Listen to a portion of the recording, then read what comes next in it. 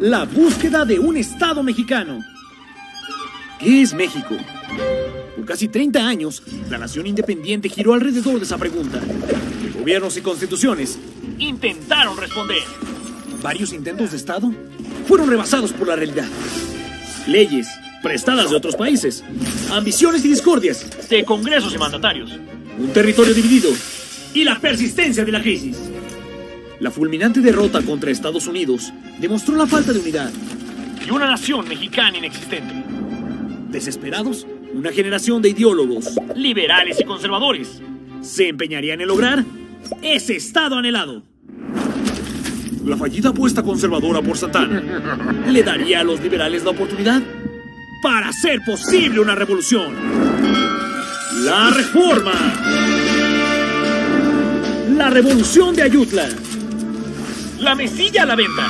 Nueva pérdida territorial frente a Estados Unidos detonó el hartazgo de la población a merced de la dictadura. Diversos grupos en armas desconocieron a Santana enfrentando a sus tropas por todo el territorio. Unidos en la rebelión de los liberales Juan Álvarez, Florencio Villarreal e Ignacio Comonfort, el plan exigía un nuevo Congreso republicano para suprimir las leyes e impuestos santanistas y dar la bienvenida a un régimen liberal. Las tropas de Santana fueron vencidas y el gran héroe y villano de su era fue derrotado, abandonando el país para siempre. El gobierno liberal daba comienzo.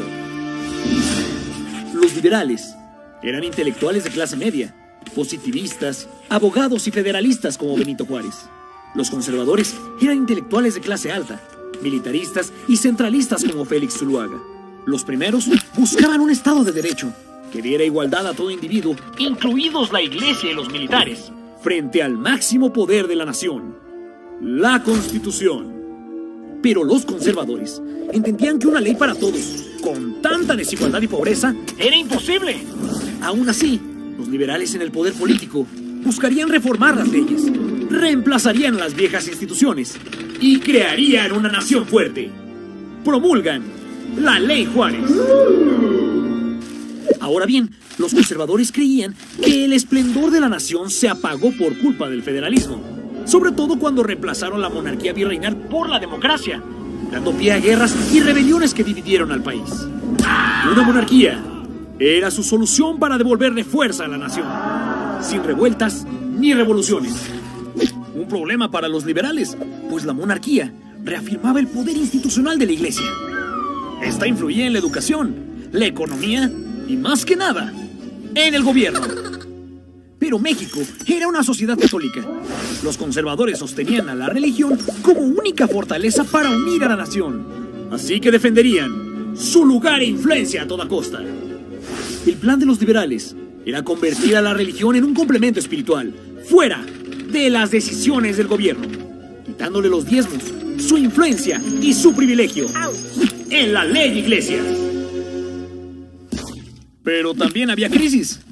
Los liberales propusieron repartir propiedades agrícolas desaprovechadas, muchas de ellas de la iglesia. La ley Lerdo las puso a la venta. Pero no solo las de la iglesia, también de varios campesinos indígenas. La iglesia, los conservadores y los fieles católicos aumentarían su enojo cuando los liberales, bajo presidencia de Juan Álvarez e Ignacio Comonfort, implementarían las reformas en la Constitución de 1857. De nuevo en puño y letra, un gobierno de derechos civiles, igualdad, libertad religiosa, de propiedad y de expresión también.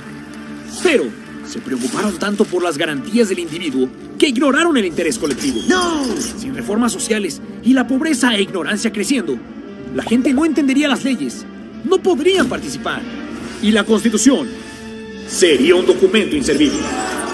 Los liberales entendieron que la nueva legislación traía más problemas que soluciones, y las reformas serían más un símbolo de Estado de Derecho que una realidad.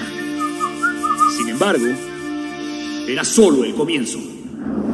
El ahora presidente Comonfort jura la Constitución, pero el militar y político Félix Zuluaga, líder de un movimiento conservador, unió la ira de la iglesia y de los campesinos afectados para desconocer la legislación.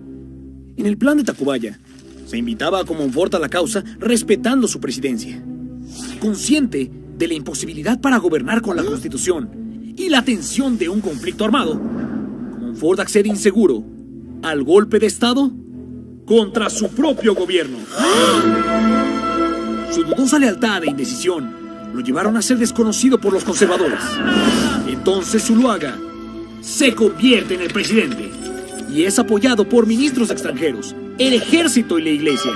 Pero la nueva constitución decía que a la ausencia de un mandatario, el presidente de la Suprema Corte de Justicia heredaría el cargo. Benito Juárez García, al mando de dos presidentes, la disputa de la República se decidiría por las armas, en una guerra de reforma. Durante 3 años, ambos bandos se sumieron en sangrientas batallas, ignorando todo aquello que defendían: las garantías individuales. Para erradicar la reforma, los conservadores en la capital crearon las 5 leyes. Contaron con las fuerzas del ejército y 11 estados de la República. Juárez, con su gobierno en Veracruz, fue apoyado por antiguos militares y 9 estados de la República. En el transcurso del conflicto, la ventaja de los conservadores se debilitó por sus pronunciamientos contra la guerra. Buscaban a un nuevo presidente, uno que pudiera unir a ambos partidos. Más repercusión que relevar a Zuluaga por el general Miguel Miramón, que continuó con la lucha. Juárez, al ver que la Constitución no podría aplicarse totalmente, entendió que el poder legislativo debía ser superado por el poder ejecutivo para implementar con eficiencia el Estado de Derecho que anhelaba. Pero los recursos se acabaron. Los fondos de la capital y de Veracruz ya no tenían manera de continuar con la guerra y recurrieron desesperados por alianzas en todas partes. Tratado McLean-Ocampo. Juárez ofrecía a Estados Unidos un libre tránsito comercial, militar y civil por el territorio, además de anexar Baja California. A cambio, Juárez sería reconocido como presidente de México y le brindarían recursos para ganar la guerra. Tratado Monalmonte. Los conservadores intentaron sin éxito aliarse con España.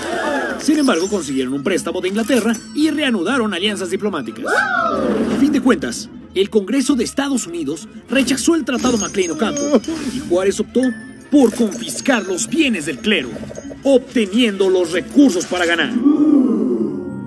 La batalla final sucumbió en Calpulalpan. Culminó con más leyes de reforma y la victoria definitiva de los liberales. Después de 300 años, la Iglesia finalmente se separaba del Estado mexicano. Miguel Miramón huye a Europa en el exilio. Juárez, en la capital, fortalece el proyecto constitucional con más reformas. Y tras nuevas elecciones, y Juárez ganador, iniciaba una era de paz, que para lograr un Estado de Derecho, haría de su presidencia un poder más fuerte que la Constitución. Pero las relaciones externas eran tensas. El gobierno, para variar en bancarrota, suspende sus deudas a España, Inglaterra y Francia. Con recelo hacia la postura de Juárez y que un nuevo conflicto sucediera, un grupo monarquista decidiría que el momento de imponer un rey había llegado.